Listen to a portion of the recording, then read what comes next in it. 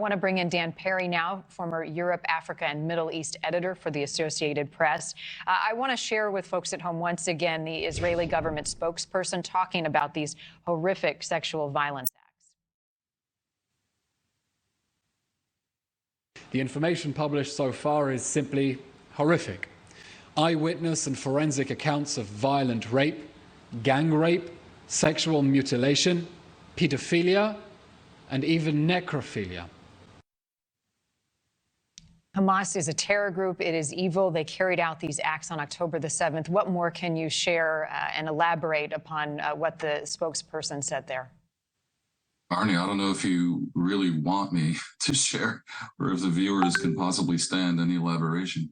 Look, there's ample forensic evidence from what first responders found of widespread sexual crime, including bodies mutilated in a way that is consistent with especially brutal serial rapes.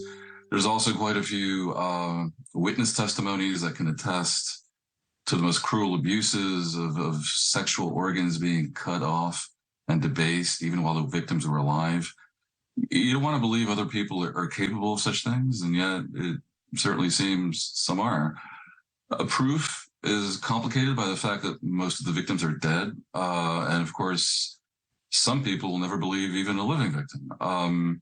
But there really is no doubt that this happened and that it happened systematically. It happened for a reason. This is classic terrorism in the sense that it aims to terrify and to cause Israelis to either flee the country or to overreact, which is the narrative that currently is being applied around the world regarding Israel's actions in Gaza. It is disgusting. It is difficult to hear, but important to talk about because it is the fact and it did happen. But the question remains why it took so long for some of this evidence to come forward. Indeed, why it takes so long for the UN and to women's groups to comprehend and to surface the issue, because it had been coming forward piecemeal, admittedly.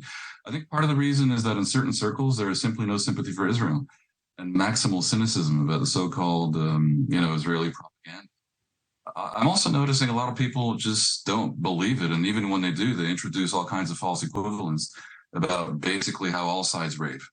It certainly looks like there is a segment of public opinion that hates Israelis more than it hates rapists. I think that is inescapable. And there's a wider context. I mean, Israel concluded after the massacre that Hamas had to be removed from power, but Hamas is so entrenched in tunnels and in the hideouts under and amid the population that that campaign is every bit as deadly and messy as predicted. And this was the Hamas plan. They assumed correctly that such an Israeli invasion would trigger a massive anti-Israel wave, and it's happened. As some of the horrific details of the violence are now coming to light, the concern for the families who still have loved ones being held hostage in Gaza remains. Where do the negotiations stand? Are talks still ongoing? There are talks about resuming talks, and Qatar is playing a big role in that, clearly. There have been outside players. You asked before about Putin. Putin had citizens in Gaza, and he gets credit for getting them out. A lot of people are involved in trying to get hostages out of Gaza and to leverage that politically. For Israel, there is these are all connected because it needs to both remove Hamas from power and to get its hostages back. And the two may be contradictory. There comes a point where they're accused by their own public opinion in Israel that they are sacrificing the hostages. For example, when there's talk of flooding the tunnels, one doesn't know if the tunnels might not contain hostages.